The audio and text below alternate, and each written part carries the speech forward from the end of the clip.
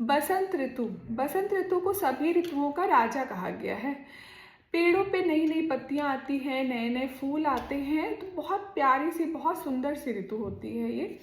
और पतझड़ के बाद बसंत का आगमन होता है। तो जीवन के लिए भी ऐसे ही कहा गया है कि जब बहुत कठिन समय रहता है तो उसके बाद एक अच्छा समय आता है, तो जैसे लगता है कि मानो जीवन में बसंत आ गया है।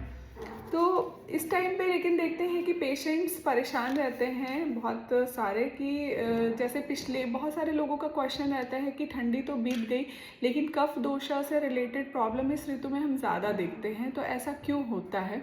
तो इसको आयुर्वेद के अकॉर्डिंग समझते हैं। चरक संहिता में एक श्लोक लिखा गया है कि बसंते निचितः श्लेष्मा दिन कृदाभिरीरिता कायाग्निम बाधते रोगांस्ततः प्रकुरुते बहून। यानी कि जो पिछली ऋतुएं हैं, हेमंत ऋतु और शिशिर ऋतु, इस ऋतु में बहुत अधिक शीत के कारण हमारे शरीर में कफ दोष का संचय हुआ है।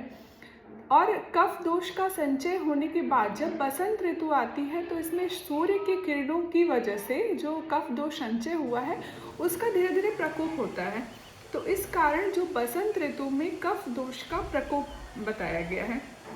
कफ दोषों के प्रकोप के कारण कफ दोषा के रिलेटेड ही लक्षण हम ज़्यादातर देखते हैं, जैसे कि शरीर में बहुत ज़्यादा थकान होना, खांसी, जुखाम होना और शरीर में भारीपन लगना, आलस्य होना, ये सारे लक्षण इस ऋतु में हम देखते हैं। इस ऋतु में जैसे जाठराग्नि यानी कि जो हमारी डाइजेस्टिव पावर है वो भी थोड़ा वीक होती है।